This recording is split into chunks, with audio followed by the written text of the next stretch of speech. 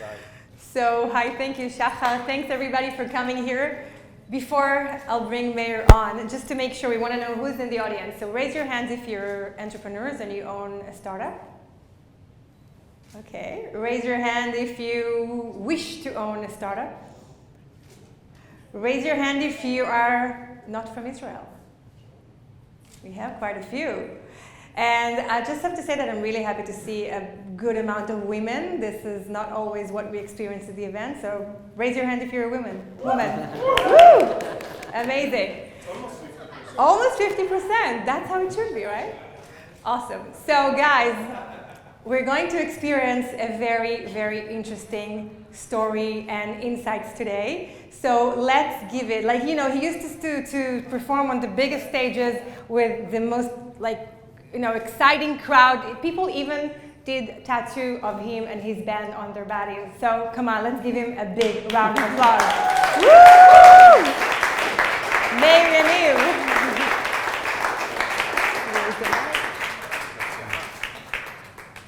This is for you. This is for you. Welcome. Yeah. You can sit, yeah. You can sit here, whatever you wish. Up there. Awesome. Meir, how are you today? Thank you for coming, everyone. I really appreciate it. It's very exciting. Thank you for having me, Liron. Thank you. It's very, very exciting for me as well to have you here with us. So tell us, how are you? What brought you here today? Let me just put my phone on silence. Okay. I'm good. I'm excited. I'm very familiar with the microphone. So I tend to speak a lot. Just you can raise your hands if I go overboard on a question. But I'm very, very happy to be here, and the reason I'm doing this is because I went through a lot, you know, in the business world, and the effect of the business world on my personal life, and back and forth, and a lot of thoughts and conclusions. And if I can give anything that's going to help anyone achieve anything or improve in any shape, in any form, and have a stronger core to handle the roller coaster of an entrepreneur, then it's an incredible thing for me to do. So I'm here for you guys. Amazing. So I'm going to give just a brief introduction about you. We're going to dive in to talk a bit about your experience, some insights. Then at the end, you could of course ask some questions. So just to make sure everybody knows who Meir Yaniv is. So he's a serial entrepreneur with about 2 decades of experience across various sectors. As a musician and recording artist by trade, he was signed by Universal Records, released 3 studio albums, and had multiple nationwide tours with the tour bus and all the charade in the US. His managers was actually the managers of Rihanna and Lady Gaga and others. He worked with Nickelback as well, and then he decided to utilize his creative abilities in business. He did business before and after. In 2020, he founded American Solar, which is a clean tech, fully remote company with the ambitious but achievable goal to innovate and accelerate the pace of covering the US with solar energy. They were able to grow in 150% each quarter, and he'll share a bit about his methodologies around that. Yeah, and you had your first company in 21, and I'll leave more to the question. So I would start with a question: which one is harder, to establish a startup, or being a musician with your band trying to break through the noise? It's a tough question. Which one's harder? I think that I can say it this way. It's the entrepreneurial spirit and will and interest is the same in business as it's the same in music. If you have a song in you, if you have something to say, if you're an artist and you like to play and you want to share your music with the world, and it's real, then you can't not do it. It's just impossible. You don't really have a choice, and it's the same thing with the business. Once you get an idea, you put it on the paper, and it starts to go from an idea to forming how to get it done, and then from there to forming how to actually bring on the people and then the money, and then putting the business plan together, and the numbers start to make sense, and you can imagine it being, and you can see it in your mind and in your spirit, then the choice is gone. You can't stop if you have that bug in you, and you guys know what I'm talking about. So once you're in the train and you start doing it, then there are many, many challenges on both ends.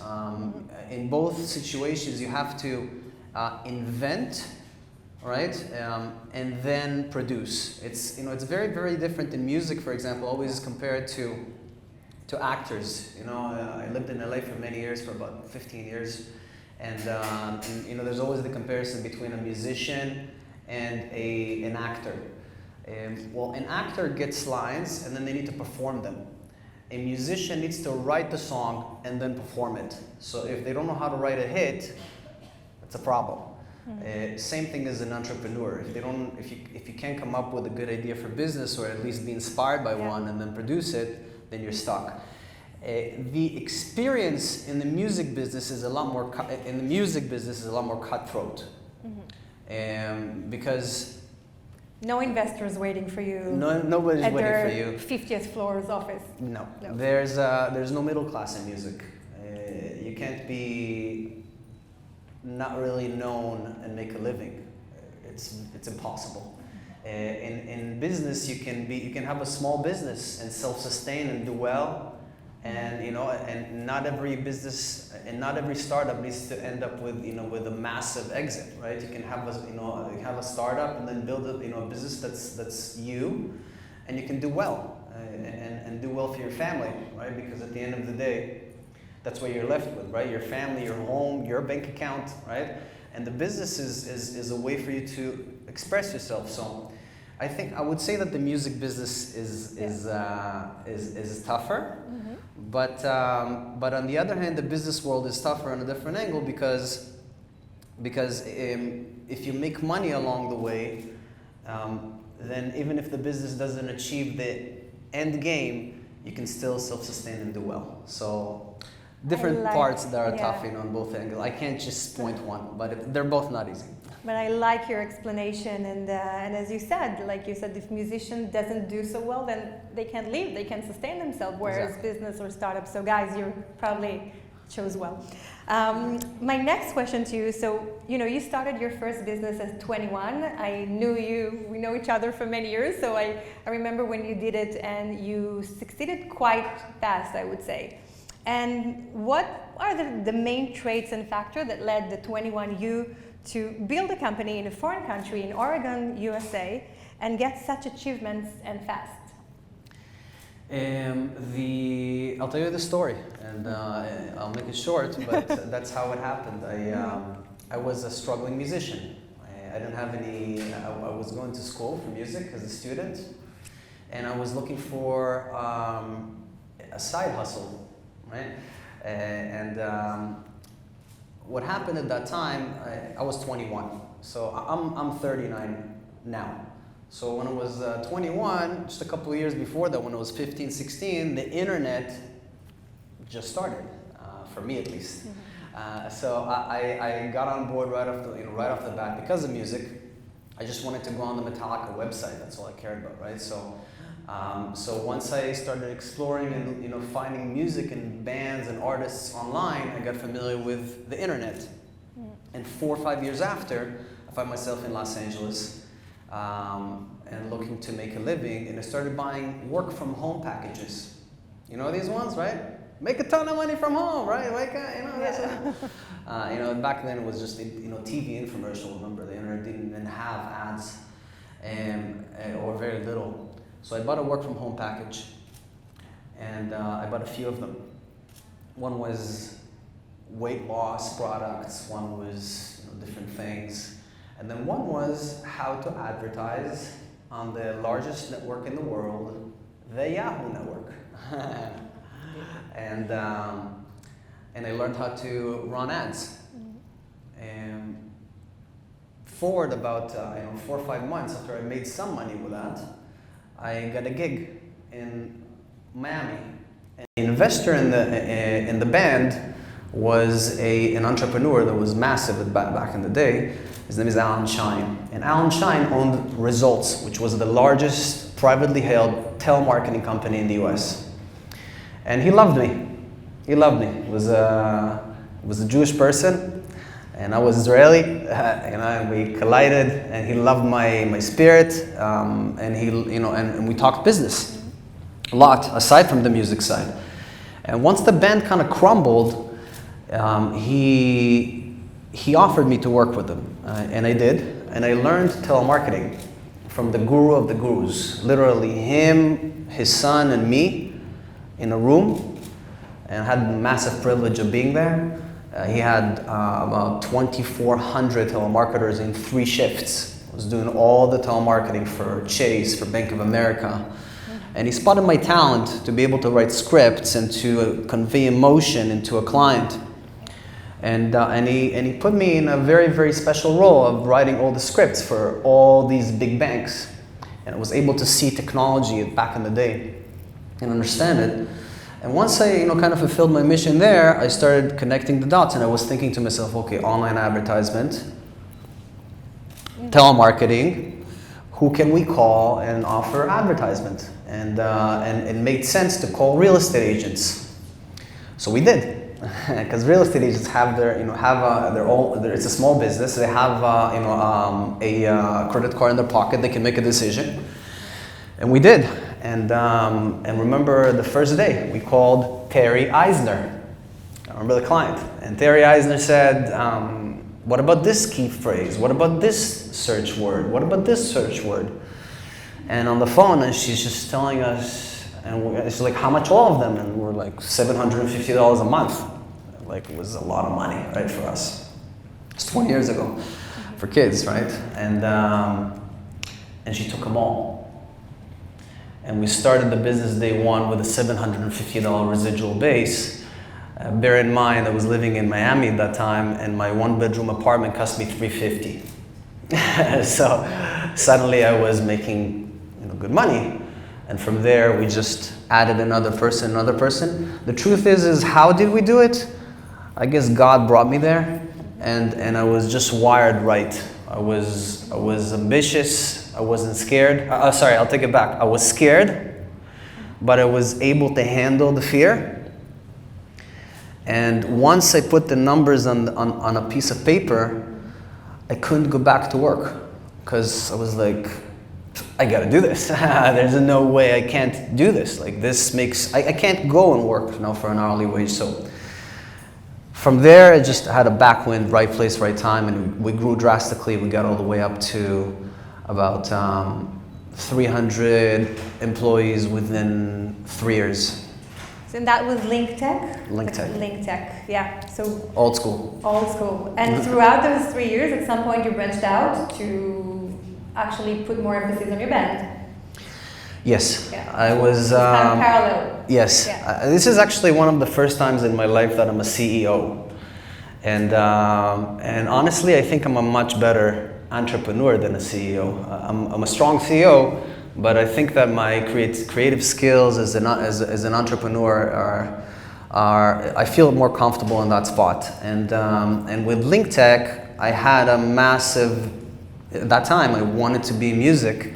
So after about a year and a half, I put a CEO instead of me, and he did a much better job. And pursued your dream. And I went back to Los Angeles, and I used to fly in and out, and I went back to playing music. And I want to take us to a specific point in time, a specific story that, on the one hand, articulates or brought all your sales experience and the ability to influence and convince. So correct me if I'm wrong, but you lived in LA, you performed at the Viper Room, which I don't know if you know, this is one of the biggest, most famous clubs in LA. And you had your single CDs in your pocket, you were pitching to managers and producers. And one time you met this manager, and you got him to come visit you at your house and convinced him that he should invest or sign you. So please share this story. So what did you do? How did you do it? And we can learn a lot about it from you, I'm sure. Yeah. Thank you. So, yes, I'm gonna before I get into the story, I'll say a couple of things that are important for entrepreneurs, from this story, and then we'll get into it if that's okay. There's nothing. Oh, I'll take even a step further back. A musician is an entrepreneur. You got ideas, you want to put them into place, you want to get to the radio, you want to get to places, you got to go push it. Same thing as an entrepreneur. You have a business, if it's a deli, if it's a tech company, if it's anything, it's a car manufacturer, you want to build cars, it doesn't matter what it is. You're going to go through a lot, we all go, right, through a lot of nauseousness. Right? A lot of situations when you need to get up and do something about it, right? A lot of moments, right?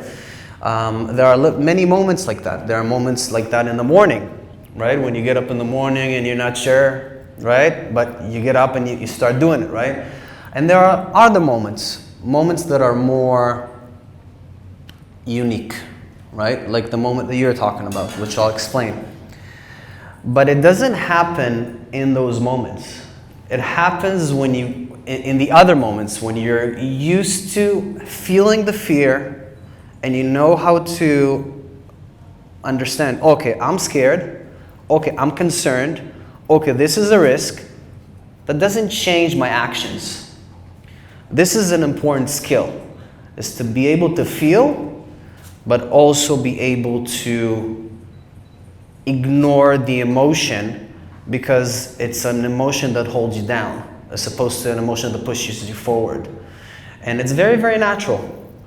This particular moment is a moment that came after a lot of emotions like that. We were literally hitting the pavement. So imagine 4 Israelis, right, want to be rock stars in the US. Imagining big stages. And we were hitting the pavement, just like any other entrepreneur. So printing out CDs. We used to split up. 2 guys are on these streets, 2 guys are on these streets, just handing out records, handing out CDs. We used to print CDs and have our next show flyer on the back of the CD. So you would have CDs for every show. And we'd hand them out with like 4 songs, right? People would be able to get the CD, look at, listen to it in the car. Back in the day, it was CDs in the car. I guess some of you guys remember that. And come to the show. So we were hitting the pavement hard. We had 2 shifts. In the morning, we were handing out CDs. In the evening, we were sitting down and adding people on MySpace. You guys know anybody here knows MySpace? Remember MySpace? Yeah. It's kick-ass. It wasn't bad.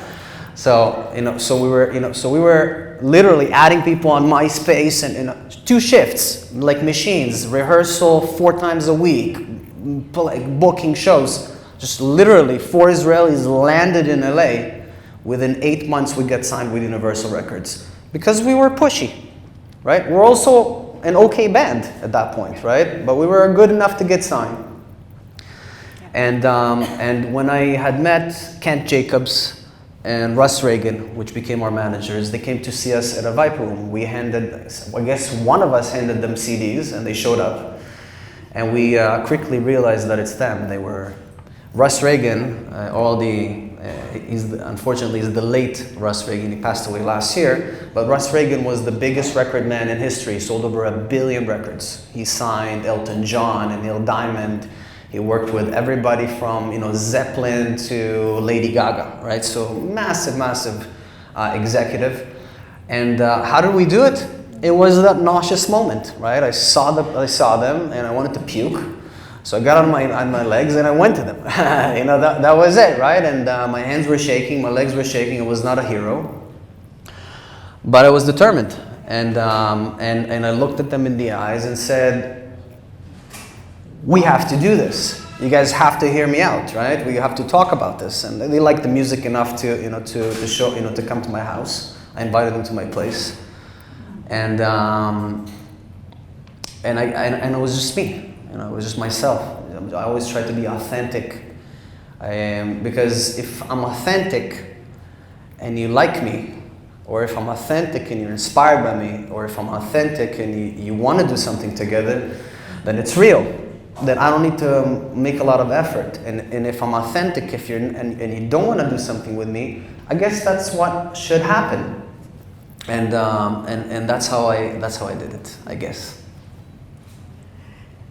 Are my answers too long, or is this? No, it's okay. It's great. Okay. And I think really like the takeaway that we can take from here is, on the one hand, as you said, there is always like it's natural to feel those nauseous feelings or to be scared, but then again, to go out there to say what you want to say, or what you need to say to get them. Mm-hmm. Yeah. So that's my next question to you was that you had several tours in the U.S.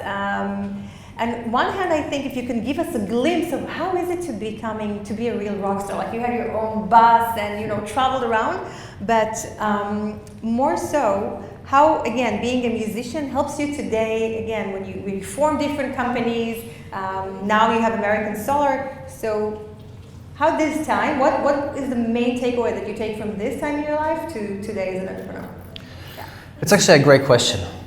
It's a really good question because a musician on the road in the US is like an entrepreneur every day for real, and I'll explain. First of all, how is it? Well, I'll explain to you 24 hours. That's just how it is. Not a minute and a half. No, I'm saying I'll take 24 hours and explain them in the day real quick. But it's kind of the same over and over again. As opposed to so I know that there is a few Americans here, so I guess what I'm talking about, and Israelis know that artists there. But when you're an artist in Israel and you finish the show, you come back home, get up in the morning, takes the kids to school, and go to the grocery store, right? In the U.S., when you're on tour, you become the musician. You become the rock star. If we were rock stars, and it becomes real. And the reason for that is because you get out there. You're on a bus, right? So it's a big bus, right? It's almost the size of this, the length of this room. Bunk beds. All your bandmates, your roadies, tour manager. The back of the bus, there's another massive trailer with all the equipment, and you're just literally going through the whole U.S. for months, right? 2 months, 3 months, and it becomes you. Why? Because you get up in the morning, which is 2 o'clock, right? 2 p.m. and you're wrecked from the night before, right? Because you performed, it was a lot. And then you go to the gym because you need to take a shower, right? There's no shower on the bus, so you go to the gym, you take a shower, you work out, you come back for sound check around 4 p.m.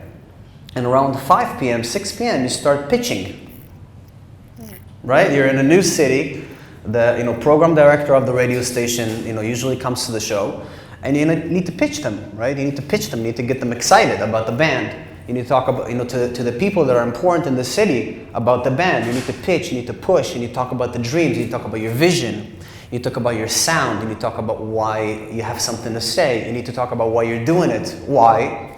Because having a good song is not gonna cut it. You need them to spin you on the radio. So every location, you have to win the location. You have to win the business people in the business music. Startups. Yeah. It's exactly the same. Every investor, it's exactly the same. Yeah. Exactly the same. It's like pitching VCs. Yeah. Right? So you're going to New York, you're hitting all the new, right? You go to Tel Aviv, you're hitting it's the same thing. So you hit the pavement again, right? You finish that, go to the bus, relax for a couple hours, and you get your show. So you do the show, show's done, you get off the stage and you're working. Right? You're talking to fans. You're sitting in front of behind the booth. Right? Now you're signing and you're taking pictures and you're working hard. It's not serious, right? And in the back of your mind is how many do we sell? How many records? How many records? How many records? How many can we sign? And you do crazy, cool things to help it out, right? Like for example, we used to walk around with iPads and get people's information. And then it would text them, right? Because of the tech, I could do all these things and text the people. People would get a text because they signed up on our iPads, and then with a text, they now can come back and claim a poster, right? That we would sign and that they can hang it up in the in the room. That's how he got people's information, by handing out, 50-cent, posters that then they'd put on their wall, and their friends would come in. So we were thinking about marketing all the time, thinking about ideas. And what is the main thing you took from this time for today as an entrepreneur and CEO? I think the thing that I can take from it the most is two things. First, I'm comfortable getting punched in the face. I'm comfortable getting punched. I don't like it. I don't like it, but I can handle it. As a musician, you get punched a lot, right? You know why? Because you suck. You suck. At the end of the day, once you start, once you're on a record label like a Universal, and then they start putting you on the radio, on the rock radio, a song before you is Bohemian Rhapsody, and a song after you is a Foo Fighter hit, right? Good luck. Have a good time, right? And it takes time to become good. So all the way across, you're getting punched in the face until until you sound like the big bands. So this type of tolerance is something that an entrepreneur needs.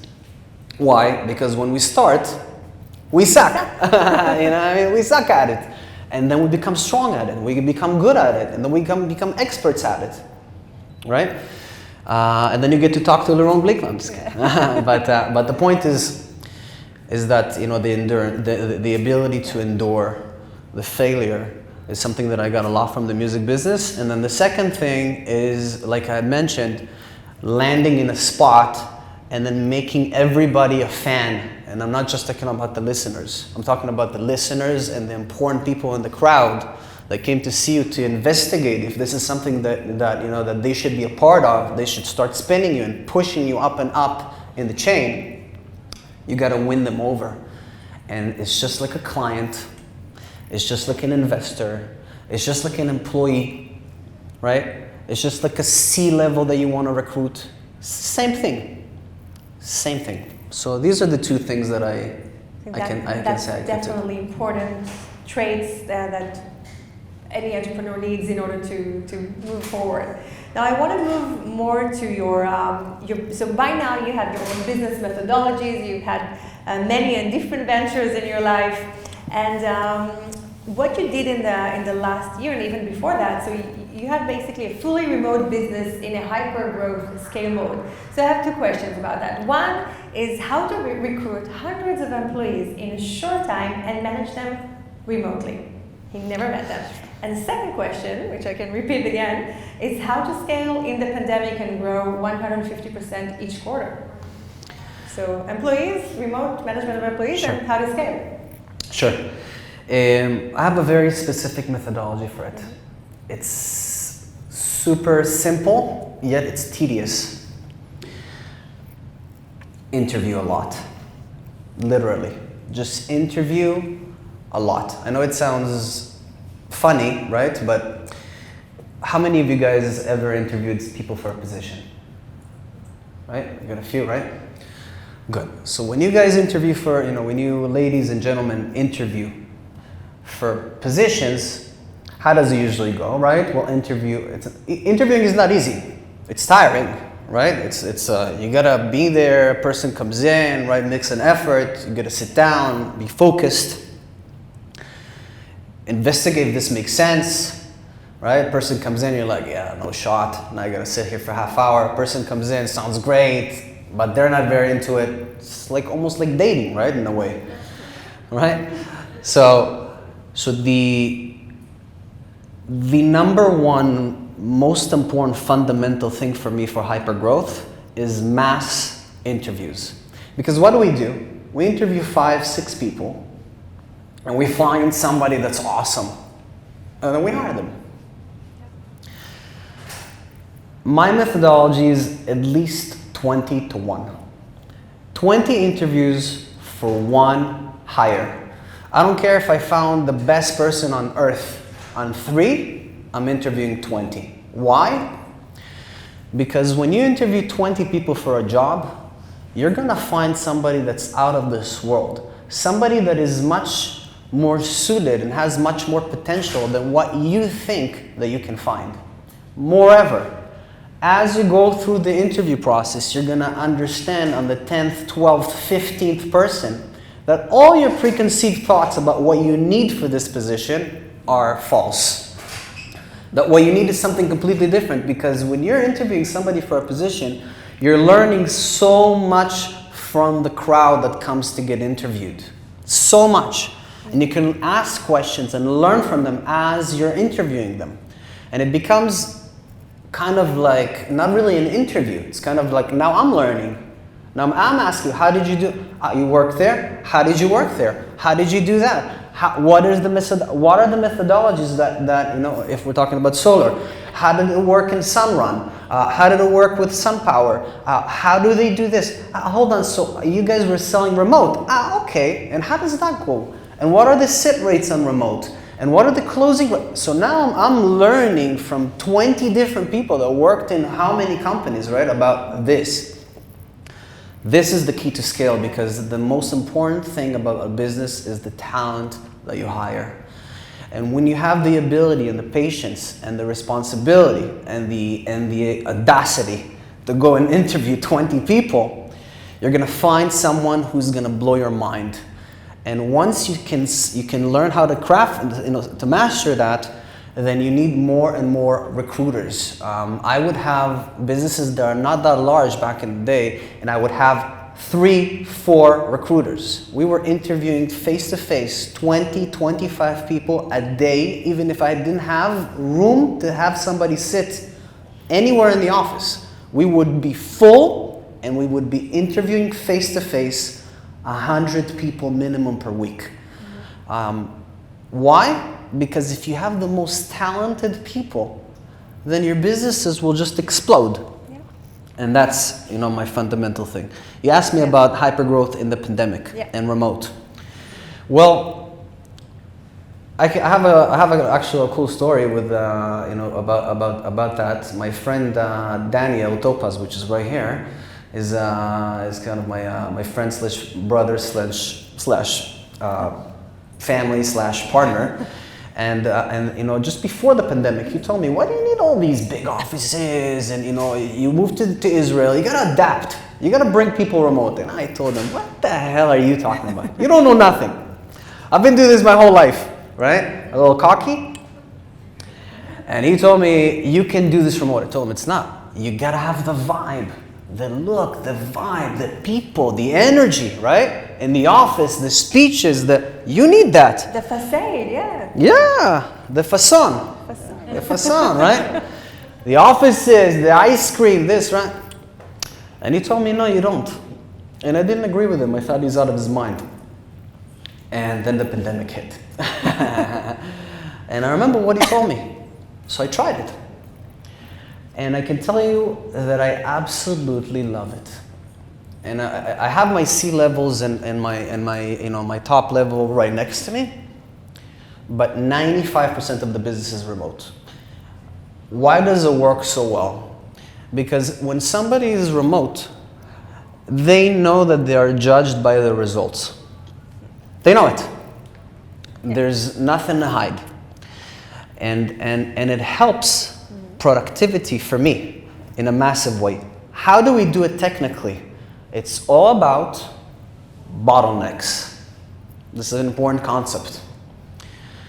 I'll give you an example.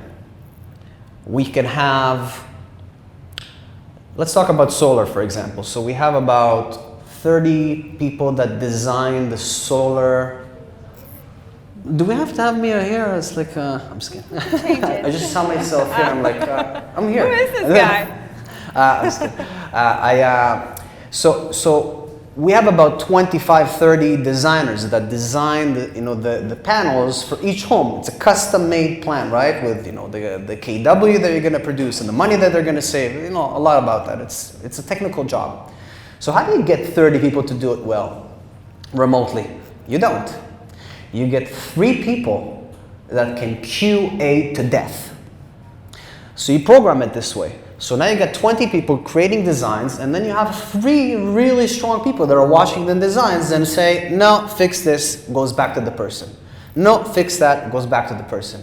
So we built technology that has rejects. real simple, right? You create it, goes down to the QA, gets rejected, goes back up. And now the person understands what they did wrong. They get it, they get hit once, twice, 3 times, they get better. Same thing with sales. So now I can watch a sale, right, because it's been done remotely, and I can kick it back, say, hey, you missed out here, you gotta get improved here. The QA is the QA and bottlenecks. These are the most important tools in remote scale. So find the important parameters for each different position that you guys employ people for, and understand what needs to be what those parameters need to be in your perspective, and you're gonna get better at it. Once you understand that now you're creating red lines, this is where it needs to be. So now you don't even need to QA unless something comes up, right? So these are very important things. AI, very important tools like Gong out there, and a beautiful Israeli startup that you can use now to understand what's happening on closes, right, on the phones, and telemarketing. Programmers, QA, you guys know how it works, right? With programming, it's all about QA, right? And that's why it works so well remotely. Yeah. These are my pillars for that. So these were the factors that help you grow so fast. Now, there was another thing, and I'll also talk specifically on the solar industry. Cracking the sale, as I like to call it, finding the proof of concept of how to sell, it's never easy. And many companies try in many ways and get design partners to really understand how and to whom to sell in the best way. And it took you time, and then you cracked it for American Solar. And I would like to know more, what did you do, and especially how did you do it in the US market with homeowners, audience? So what's your methodology or story in cracking the sale and finding the way to scale? Okay, good. Also very good question. This is a very important question. Sales is everything. With no sale, there is no business. If you don't know how to sell your product, there is no business. That's the bottom line. And if you know how to sell, then the product is really, the product is the inspiration of the sale, right? Because if you don't know how to present it, then there's nothing there, right? Now, I've been selling solar for 1.5 years. I sell solar today completely different than the way I sold it a month ago, or 3 months ago, or 7 months ago.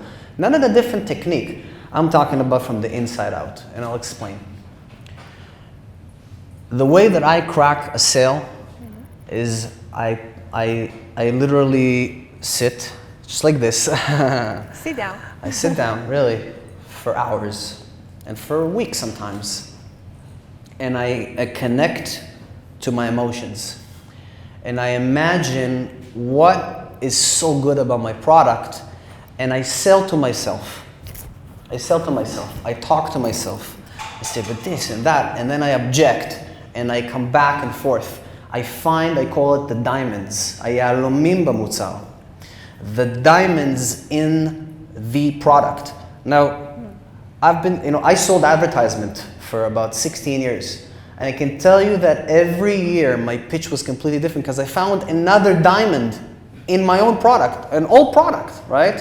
It can be, it was SEO, and it was content, and it was so many different products. But at the end of the day, it's advertisement. And the same product gave me new inspiration and new diamonds again and again to talk about with the clients. And how do I find it?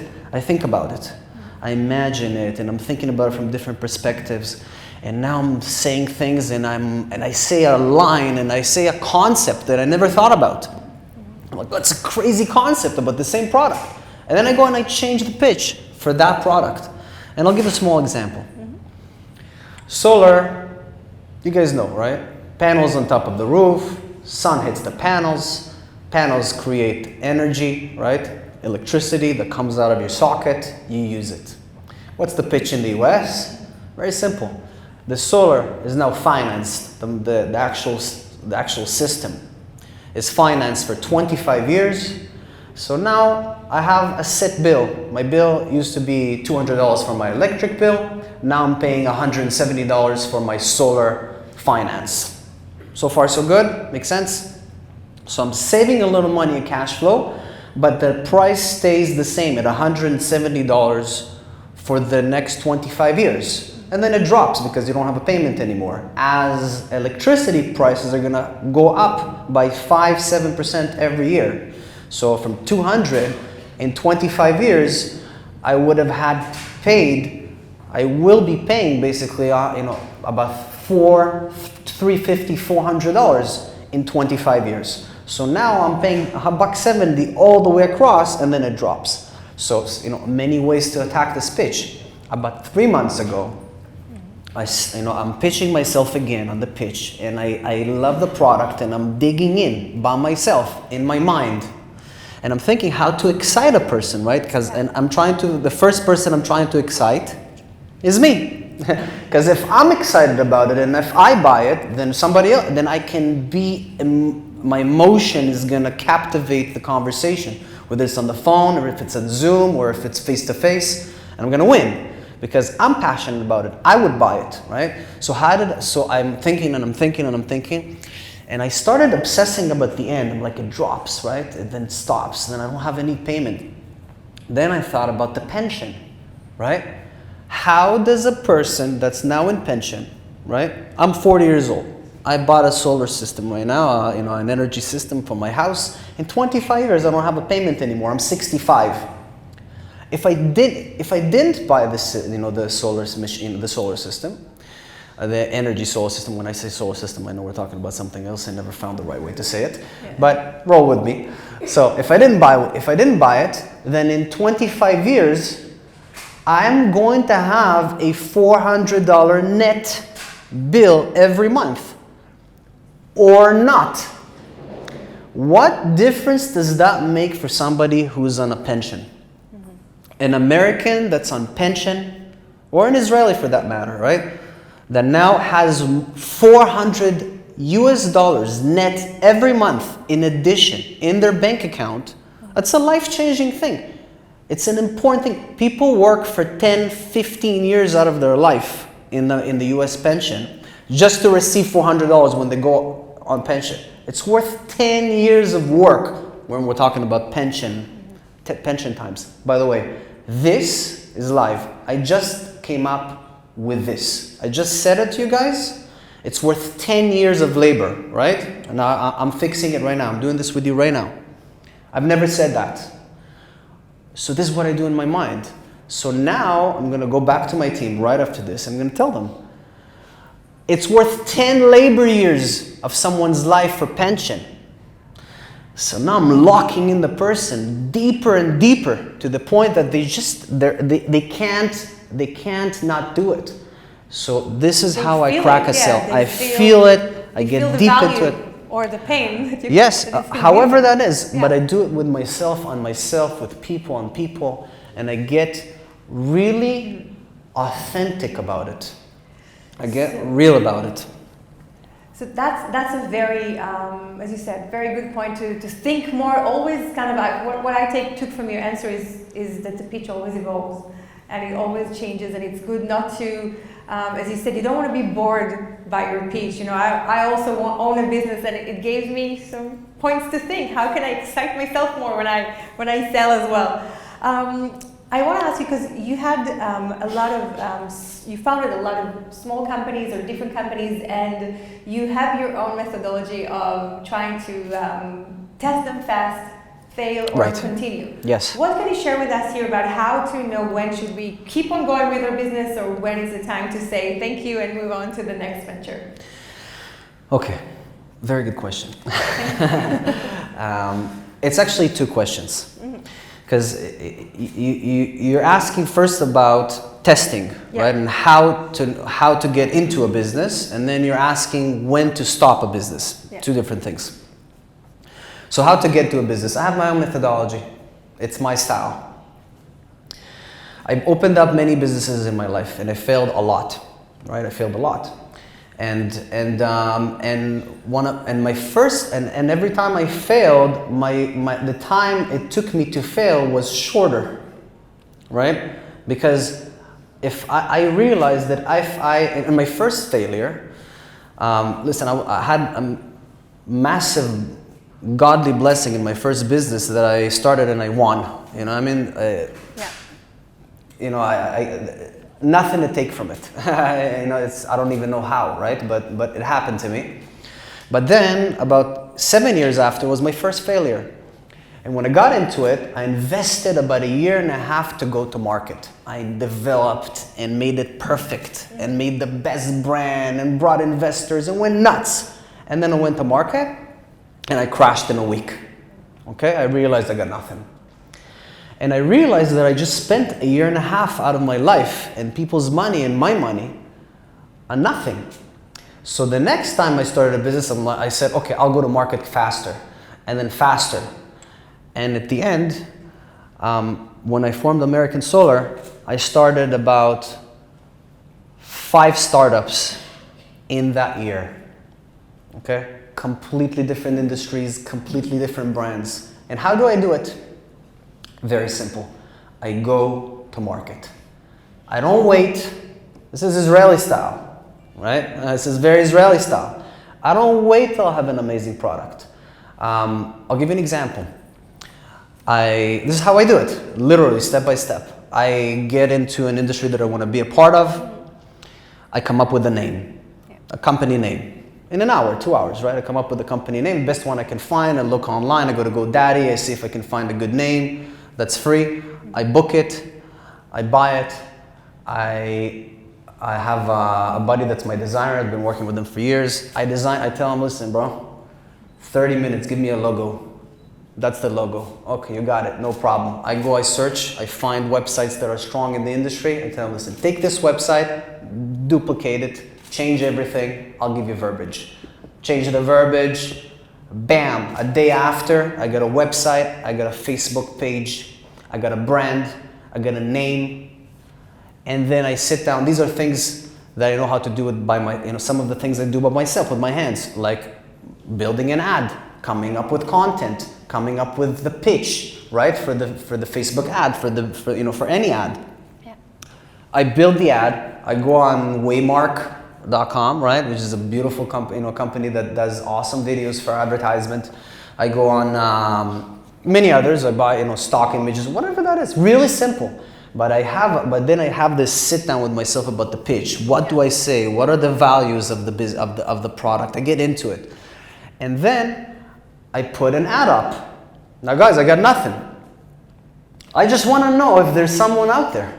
Right? Before I go now and build the whole world and now go talk to every VC in the world and embarrass myself a lot of times, right? For what? Let me see if the clients are interested. Let me see if there's a market. And how much response do I get? I put it out there. I get response. Treat the client respectfully. Tell, hey, awesome, thank you so much. You're on our waiting list. We're in beta mode. We're going to contact you in a couple of months when we're ready to hit your marketplace, right? When you're in your state. Find an excuse to not pursue, but open up the client. Now, you feel like you hit a special spot, take the next step. Take the next step. Now, you put it out there and there's, crickets. Move on. That's how I do it. It's a very, very unique style. Not many people do it this way. I've never met, anyone that does it this way, but I really recommend it, because before you fall in love with your initial idea, see if there's a client there, right? Because for me, a product is not this, right? People would say this is a product, right? For me, it's not a product. For me, this becomes a product of mine if I know how to produce it and I know how to sell it. If I don't know how to sell it and there is no market for it, then it's not a product, okay? It's something that I have that nobody wants.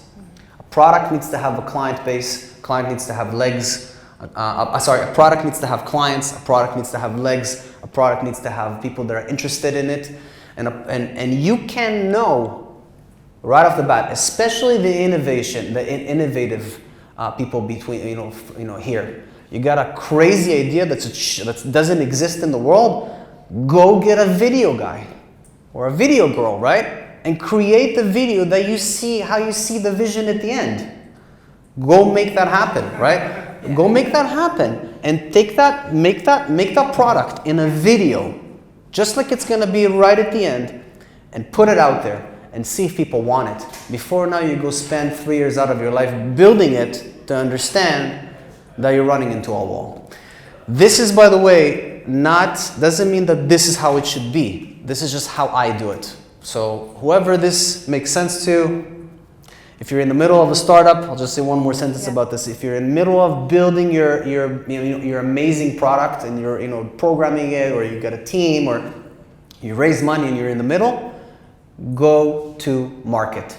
Not because you want to kill the product, but because maybe if the people don't respond, you can change the product within the ad, within the video, and make changes on the product that you can make in reality, but change them on the perspective of the person watching the advertisement.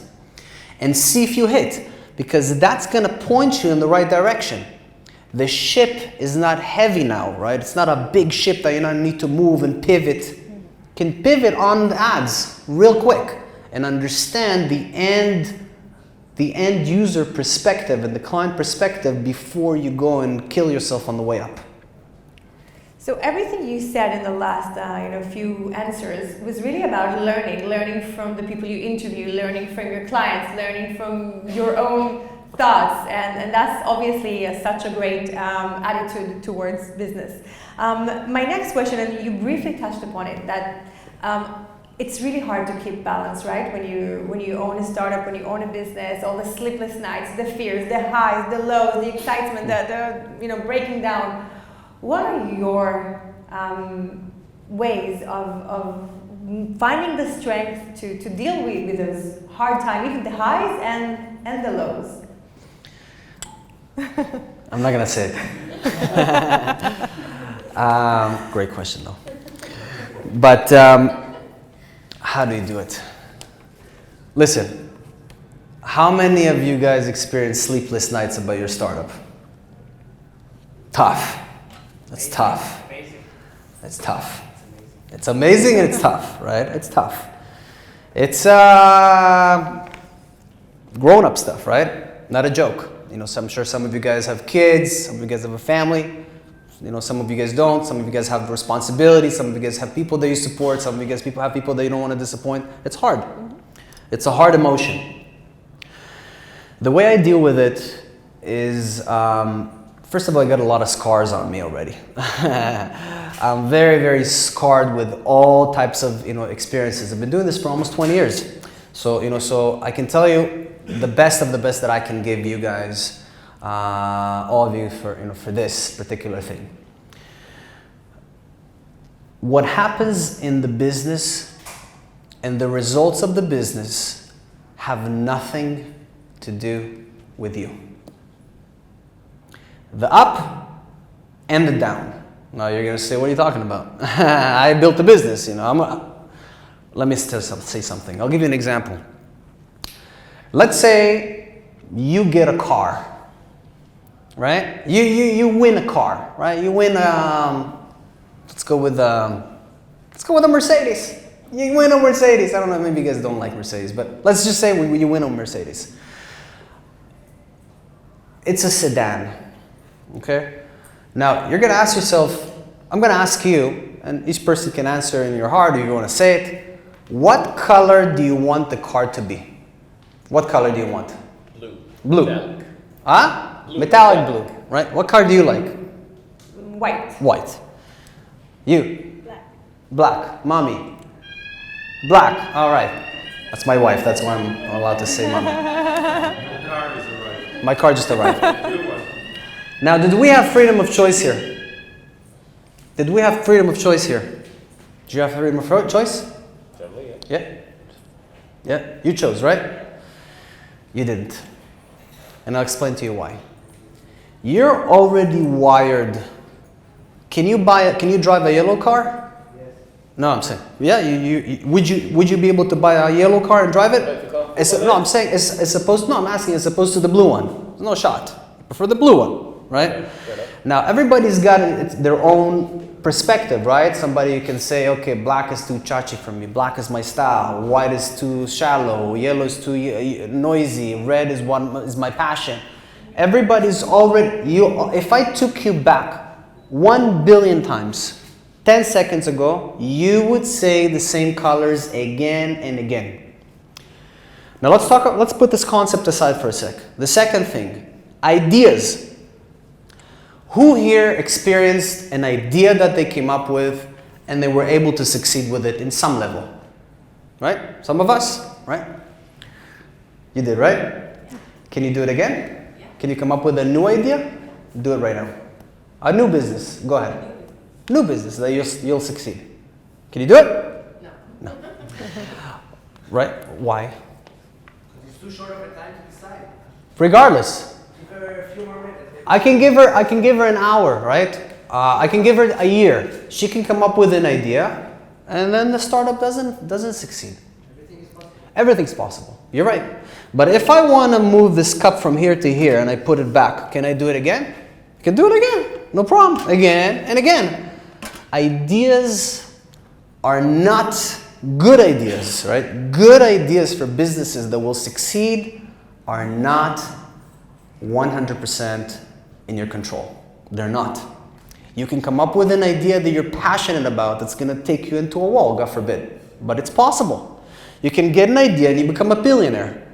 What? Does that mean that you're that great? If you have an idea that now is a great idea, and you were born in a tough family that made you tough, and you got nothing to lose because you got no money, and you're ambitious because you were born ambitious, and now you have a good idea, you're gonna make it. Now should we clap for you? Well, great. No. We're vessels. We're already pre-wired in a certain way, and if we get the right idea with the right personality, then we can win. Now the person that wins and now is feeling that they won, that they did it, that it's because of them that is there, that person, when they fail, they're going to crash. Because they're going to say, that's me. I'm a failure. I suck. I'm not good enough. Or am I? Or maybe I am. And then you got to get out of that slump. Run away from the emotion of a winner or a loser. Connect to your potential. And what is the potential? The potential is what I'm good at, what I'm connected to, who I am. Being true to the ideas that come out of you. Be authentic. Be real with yourself. Be transparent. Okay? Be in the moment. And let whatever your instincts come from inside, make it into a reality. And keep taking it out there. It's gonna take you in the most authentic path that you're supposed to be in. Now, when things go south, it has nothing to do with you. Yeah, you can learn from the mistakes, make conclusions, and grow from them. That's for sure. That's a part of your journey, though. You can make conclusions and fail again. You can make conclusions and now, boom, you win. We had built a company that grew from 0 to 230 employees in a year. Odd, right? Very odd. I am not going to take it on myself. I resist to take the win and say, I did. No, I got nothing. I failed 10 times before it. And I can crash tomorrow. And if I crash, God forbid, it's not me, right? I'm just staying true to myself, true to my potential. So no matter what happens around me, and the stress and the issues and the challenges, I try to separate my potential and myself from the results of the business. When I am able to do that, I'm able to maneuver freely and think more freely. Now, don't get me wrong, it's not like when I fail, I'm resilient as if when I'm winning. But the differences are not so edgy and so dangerous to the point that I can get hurt and now wreck my internal emotions and my belief system in myself. to the point that I won't be able to actually get back up there and actually do it again. So avoid taking ownership of your wins and avoid taking ownership of your losses. This is my best advice that I can give for a more balanced and more spiritual and more calm and more free thinking approach for a long term. Yes, please. I just wanted to say that before you mentioned about you try to work out what the jewel of your product. You say that Yes, the diamonds. the diamonds. Yes, I love that because I think, of course, you have to learn that. But I think the diamond that we have to learn first is our inner diamond. 100%. Because once we know our inner diamond, we know our strengths. Once we're working in our strengths, things open up and flow. And I'm always that inner diamond, there are no limits to it. The products are limited, they can fail, the factor fail, but our inner diamond is infinite. 100%. 100%. And it's like we had mentioned, it's a vessel, right? Because if you're going to be in tune with yourself, crazy ideas are going to come up and you'll be able to express yourself in this world and get to the destination that you're supposed to get to. Pay attention. I'm not saying that that's going to take you to success. It's going to take you to success and it's going to take you to failures. Nobody just wins and nobody just loses. Do we do? I want to hear you. But the question is, do we do questions now or do we continue? I'll just say first of all that this is a very deep and I think mature and experienced answer from someone who has been there and done so much. Thank you. So yes, we will now move on to your questions, and then we have a small session for you. We brought a rock star here, so he brought his guitar to jam just a bit for us, because we don't want to miss that opportunity. I'll jam. So yes, please, and your name as well. Yeah. Hello, hi everyone. My name is Yaron. First of all, thank you very much. Thank you. I was really inspired from your words.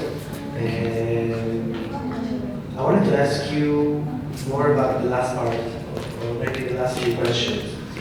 You mentioned that, first of all, how the way you detach yourself from the success or the failure of the business. And I believe that, or I wanted to ask, do you believe that balance in your personal life contributes to your ability to then balance your companies? So I'm talking about part of your life where more balance. This is the first part of the question. Mm-hmm. The second one, I felt real emotion when you spoke about when you come from a family like this, when you're hungry for money. I saw the hunger in your words. I saw this was very authentic to me. I felt that it's a bit your story. A little bit, yeah. A little bit, maybe. And I wanted to ask, do you believe that there is a way to teach hunger? To teach hunger to someone who is, not necessarily coming from this atmosphere, who is coming from a lot, then teaching him also, because you cannot be hungry before you understand humility. Maybe it's too big of a question, but refer to whatever you want.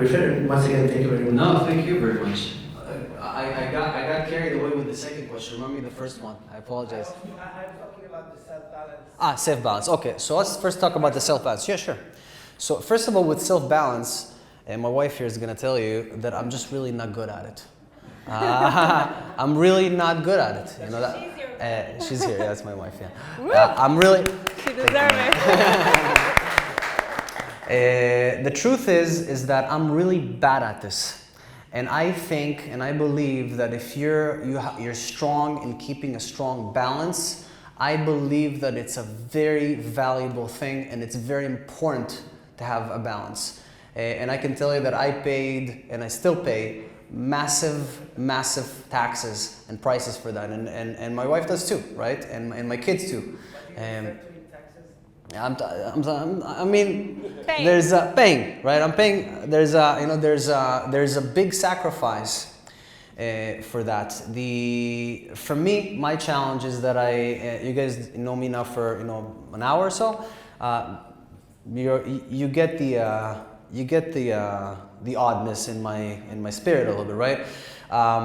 I get very connected to what I do, and I can't stop. But it wrecks my body. It wrecks my body. It wrecks my ability to think straight. And then I crash, and then I have to rebuild myself again into the balance. It's actually my biggest Achilles heel. And I can tell you, not from good experience, but I can tell you from bad experience, that I think it's one of the most important things to do in the world. And I can tell you right now that I'm literally in a phase in my life that I'm learning how to do this better. And I think it's crucial. The second part. Just a word about this. I think that, first of all, thank you for your answer. And I wanted to also add something small. I think that if you are able to balance your life in terms of prioritizing important things in your personal life, the direct implication of this is that you are then able to apply those to the business. And I found it just for myself without not having your experience. No. But just saying my best creativity comes from balance. I need to learn from you on that. I do. I'm not good at it, and I need to learn from that. And I'm sure that that's something that would make me a lot better at what I do. And I'm actually working on this right now. I like your second question, and let's do it, please, also quickly. I'll do this for other quickly. people. Can you teach hunger? Can someone? I'll tell you something. I grew up in a lower middle class Israeli family. We weren't poor, so this maybe can help, because my hunger doesn't come from being poor, but the experience in my family, in my household, for the financial struggle was very, very real. Meaning, you have parents that that go through that have a lot of money and can talk about how difficult making money is in the house. It doesn't have to be necessarily connected to how much money they have. And you have people that that have no money and are just happy, right? And and the kids don't experience the harshness of economics. I felt the harshness because of the way that my parents responded to their condition, not because it was that bad. So, but money. This is gonna sound like a ridiculous cliche, but it's so real. Money does not drive me. I want financial freedom, and I don't want to worry about money. So this is definitely a drive. But I don't have no inspiration. I don't have aspirations to hold, to eat food with 2 forks. I'm not that kind of person. But I just wanted to put that out there, and I'll finish real quick. No worries. Hunger is not the right thing to look for.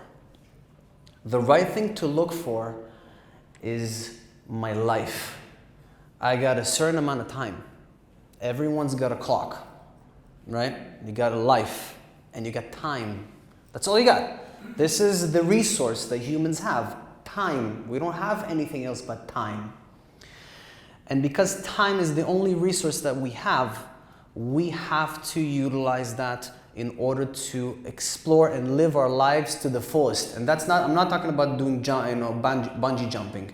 I'm talking about actually living the path and the life that you're supposed to now live.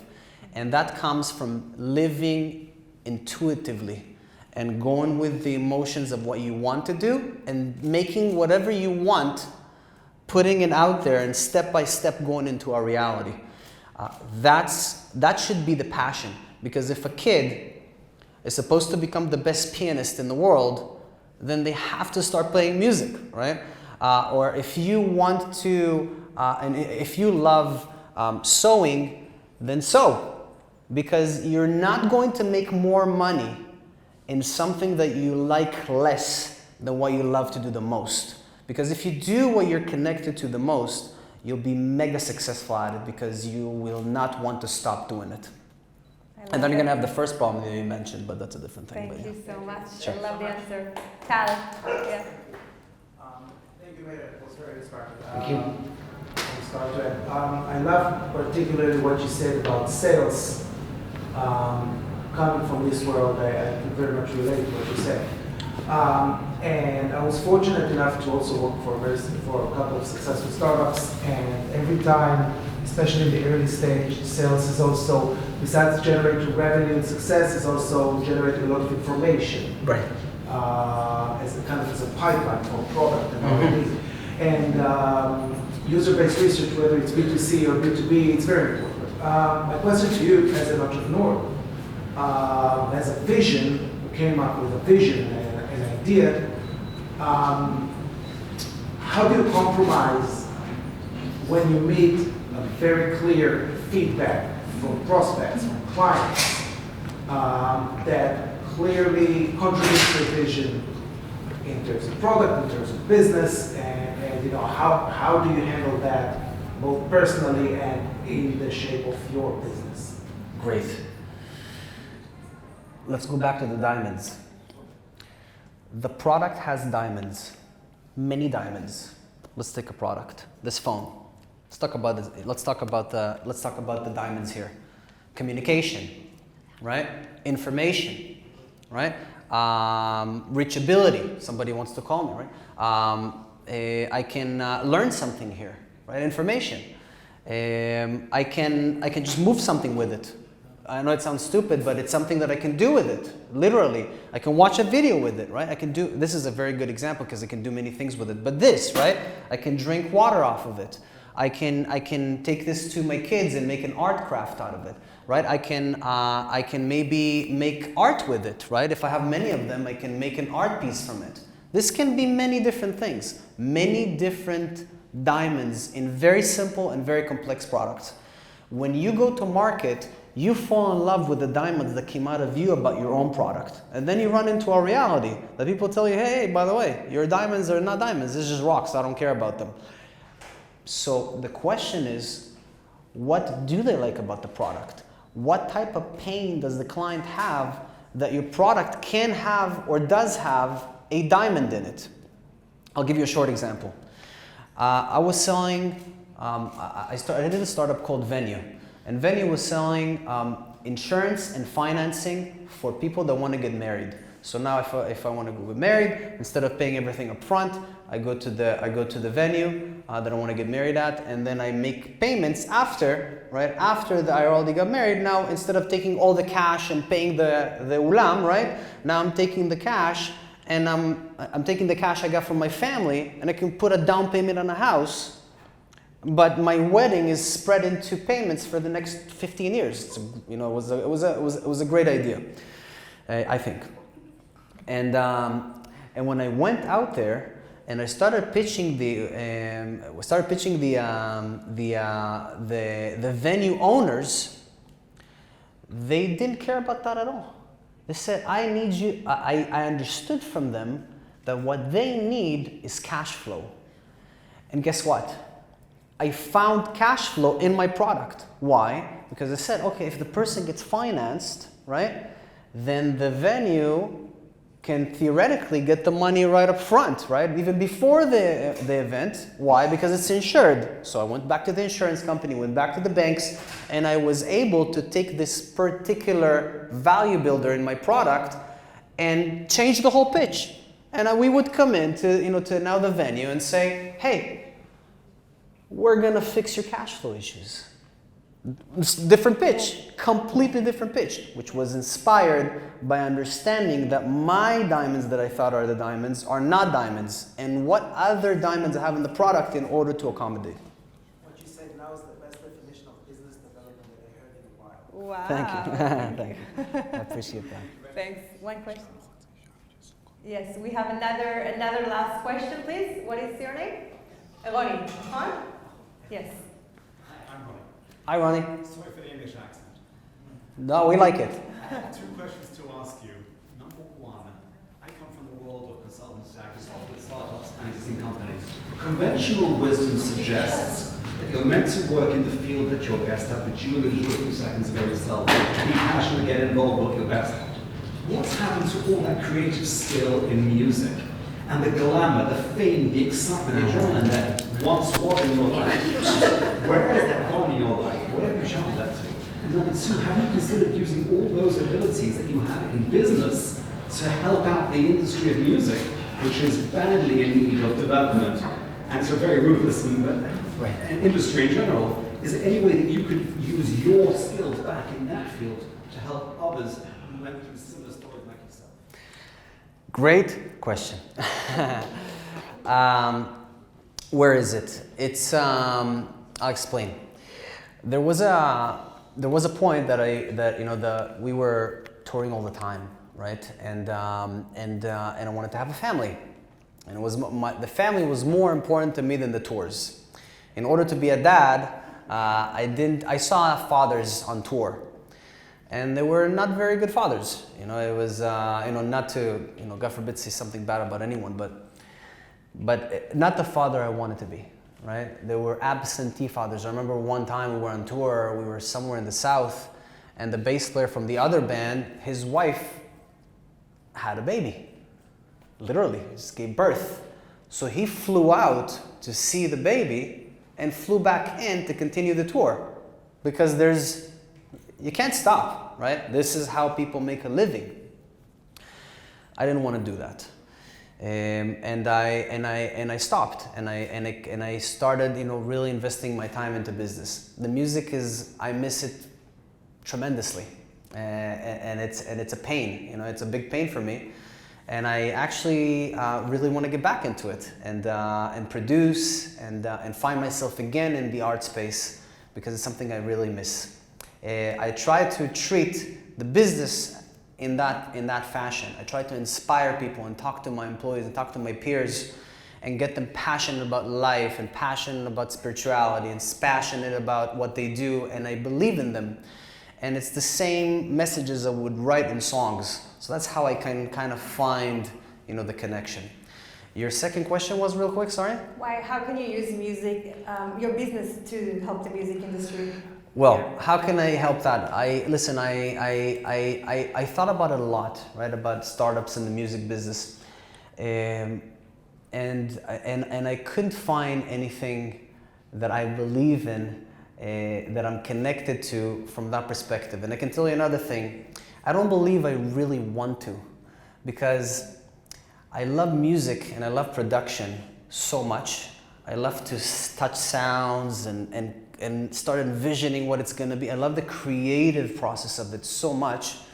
I still don't see myself as a person that now is, developing a funnel and code to monetize from the artist. Not that it's a bad thing, it's a great thing. But I don't have the it would lose the special thing that I have for the arts. For me, I prefer, if I'm touching art, I can't not be the artist. I can't not be the producer. If I go to a show, I watch a show, I'm imagining myself playing the drum, then playing this, and changing the sound a little bit, and I wish he said this, and I love this line. I'm becoming them. I can't be on the other side. So don't have that option. Thank you, guys. First Thank of all, you. thank you so much. Thank you. Thank you so much. And Thank you. before we finish, Meir, as I told you, he performed at the Viper Room. So we brought the Viper Room with Shut up! sold out. And if you don't mind to give us just a few minutes of fun jam with your Let's jam. amazing Thank you so much. electric Thank you, guitar. everyone. Woo!